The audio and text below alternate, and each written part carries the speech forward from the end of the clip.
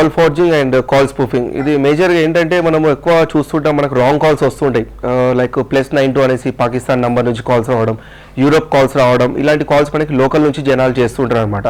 So ఇందాక మనం ఒక డిస్కస్ చేసాం, లైక్ సూపర్ మార్కెట్స్ కానివ్వండి, పెట్రోల్ బంక్స్ కానివ్వండి, రెస్టారెంట్స్కి వెళ్ళినప్పుడు ఫీడ్బ్యాక్ ఫామ్స్లలో మనకు డీటెయిల్స్ అన్ని మనం ప్రొవైడ్ చేస్తున్నాం. మన contact number, email ID, address, మన నేమ్, అన్ని డీటెయిల్స్ కూడా మనం ప్రొవైడ్ చేస్తున్నాం.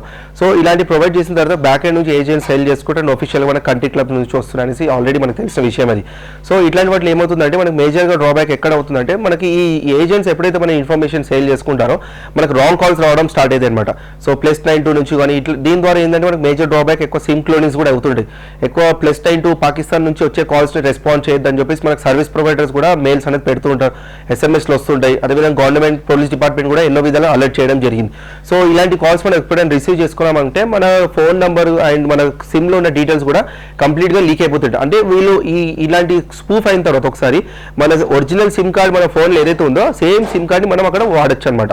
సో వాళ్ళకి సిమ్ కార్డ్ అక్కడ ఇన్సర్ట్ చేయకుండా డైరెక్ట్ నెట్వర్క్ని వాళ్ళు యాక్సెస్ తీసుకొని ఐఎంఎస్డిఏ ద్వారా మనం డైవర్ట్ చేసుకోవచ్చు. సో ఇట్లాంటి వాటిలో మేజర్ డ్రాబ్యాక్ ఎక్కడంటే ఇలాంటి నంబర్స్ కానీ మనం ఎప్పుడు కూడా ఇవ్వదు. కొంతమంది ఏజెంట్స్ ఎలా ఉంటారంటే ఫోర్స్ చేసి మరి డీటెయిల్స్ మనం అడుగుతారు, ఫీడ్బ్యాక్ ఫామ్స్లో ఇవ్వండి, మీకు లాటరీస్ వస్తాయండి, మీకు అది వస్తుంది ఇది వస్తుంది అని చెప్తాడు.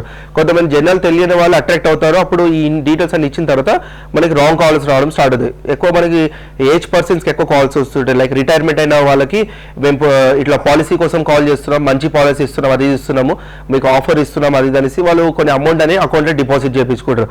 అది కాకుండా మనం చూస్తుంటాం లైక్ ఎక్కువ మటుకి కాల్స్ ఎలా వస్తాయంటే, మీకు credit cards, debit cards expire అయిపోతున్నాయి, రెన్యూవల్ చేయడానికి మేము బ్యాంక్ నుంచి కాల్ చేస్తున్నాం, ఐసీసీ బ్యాంక్ నుంచి అని, ఎస్బీఐ నుంచి కానివ్వండి. ఇవన్నీ కూడా ఎలా ఉంటాయంటే టోల్ ఫ్రీ నెంబర్స్ నుంచి కాల్ చేస్తున్న విధంగా ఉంటుంది. +800 ఆ నెంబర్ నుంచి మనకి ఇన్కమింగ్ కాల్స్ వస్తున్నట్టుగా, స్పెషల్గా బ్యాంకింగ్ ల్యాండ్ లైన్ నెంబర్ నుంచి వస్తున్నట్టుగా వాళ్ళు కాల్ అనేది చేయొచ్చు అనమాట.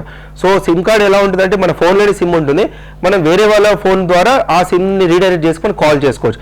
అంటే ఎలా అంటే ఇప్పుడు ఏ అండ్ బి ఉన్నది ఎగ్జాంపుల్, ఏ ఫోన్లో వచ్చేసి సిమ్ కార్డు ఎయిర్సెల్ ఉందనుకోండి, బీలో వచ్చేసి ఎయిర్టెల్ ఉందనుకోండి, అండ్ థర్డ్ పర్సన్ వచ్చేసి సి ఉన్నారనుకోండి, if is using Aircel. So Aircel అతను ఏం చేస్తాడంటే అతని నంబర్ తీసుకొని బి అతనికి కాల్ చేస్తాడు.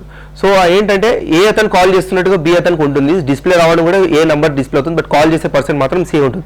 సో ఇలాంటి మేజర్ ఏంటంటే మనకి ఎట్లాంటి అవసరం లేదు, మనకి కొన్ని VPNs ద్వారా చేస్తారు. అండ్ కొన్ని అప్లికేషన్స్ కూడా ఉన్నాయి, మన ఆండ్రాయిడ్ సంబంధించిన అప్లికేషన్స్ కూడా మనకి మార్కెట్లో అవైలబుల్ ఉన్నాయి. సో దీని ద్వారా ఏంటంటే మనకి మేజర్ డ్రాబ్యాక్ ఈ ఫీడ్బ్యాక్ ఫామ్స్ అనేది ఇవ్వకుండా ఉంటే మనకి కాల్ స్పూఫింగ్ అనేది ఎక్కువ తగ్గిపోవడం ఛాన్సెస్ ఉంటాయి. అండ్ ఆన్లైన్ ట్రేడింగ్లో కూడా ఇలాంటి బాగా ఫ్రాడ్స్ జరుగుతుంటాయి. మన కాల్స్ చేస్తుంటారు, ఇట్లా మీకు డిస్కౌంట్ ఇస్తున్నాం, 1200 మీరు ఇన్వెస్ట్ చేయండి, ఈ 1200లో మీరు ఇంకా మిగతా 1200 ఇంకొక 3 మెంబర్స్కి 1200 రూపీస్ ఇన్వెస్ట్ చేయండి అనేసి మనం చూస్తుంటాం. సో ఇలాంటి వాటిలో ఏంటంటే మనకి ఈ ఫీడ్బ్యాక్ ఫామ్స్ అనేది అవాయిడ్ చేస్తే, అదేవిధంగా అన్నోన్ పర్సన్స్కి మన కాంటాక్ట్ నెంబర్స్ ఇవ్వకుండా, అండ్ స్పెషల్గా ఫ్రెండ్స్ కానివ్వండి, రిలేటివ్స్ కానివ్వండి, మన పర్సనల్ డీటెయిల్స్ ఎప్పుడు రివీల్ చేయకుండా, అండ్ సోషల్ మీడియా వెబ్సైట్స్లలో మన పర్సనల్ కాంటాక్ట్ నెంబర్స్ పెట్టకుండా, అండ్ ఏదైనా ఒక వెబ్సైట్ మీరు సైన్అప్ చేస్తున్నారంటే ఈ సైన్అప్ చేసేటప్పుడు అక్కడ మీ పర్సనల్ ఈమెయిల్ ఐడీస్ కానివ్వండి, పర్సనల్ ఫోన్ నెంబర్స్ కానీ వాడకుండా ఉంటే మనకి ఇలాంటి రాంగ్ కాల్స్ కానివ్వండి, రాంగ్ ఈమెయిల్స్ కానివ్వండి తగ్గిపోయే ఛాన్సెస్ ఉంటాయి. ఈమెయిల్స్లో మనం మాట్లాడితే ఇప్పుడు ఈమెయిల్ స్పూఫింగ్ అని కూడా మనకు ఉంది. ఈమెయిల్ ద్వారా కూడా ఏంటంటే మన ఓన్ ఈమెయిల్ ఐడి నుంచి మనకే మెయిల్ వస్తుంది, మన రిలేటివ్స్ కానివ్వండి, మన ఫ్రెండ్స్ కానివ్వండి, కాలేజ్ నుంచి కానివ్వండి, ఇలాంటి ఓన్ డొమైన్ నేమ్ ఇప్పుడు JN2 ఈమెయిల్ ఐడి ఉంది, sandeep@jn2.ac.in, ఈ ఈమెయిల్ ఐడి నుంచి నేను మెయిల్ పంపచ్చు ఎవరికైనా.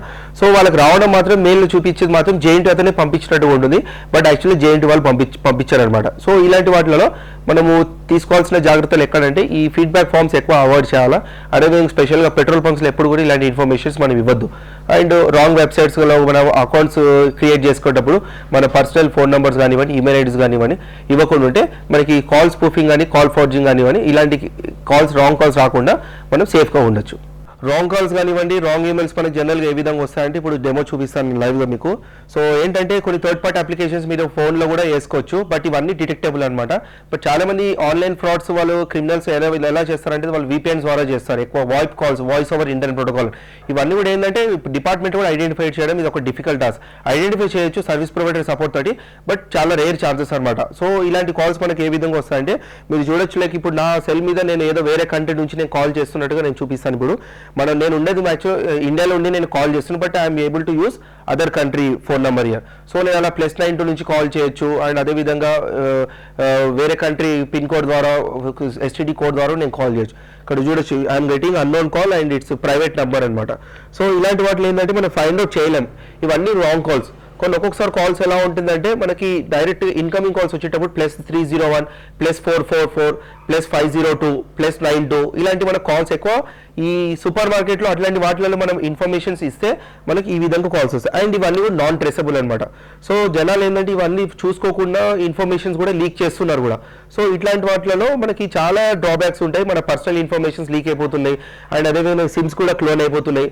సో ఇప్పుడు నా కాల్ వస్తుంది కదా, ఈ కాల్ అనేది నేను రెస్పాన్స్ చేస్తే నా సిమ్ కార్డులో ఉన్న కంటెంట్, కాంటాక్ట్ కానివ్వండి, IMEI నెంబర్ కానివ్వండి, ఫోన్ది అండ్ మొత్తం క్లోన్ అయిపోతుంది.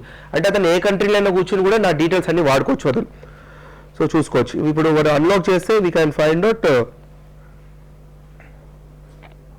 అన్నోన్ కాల్ అని ఉంటుంది. సో ఈ అన్నోన్ కాల్ అనేది మనం ఫైండ్ అవుట్ చేయలేం.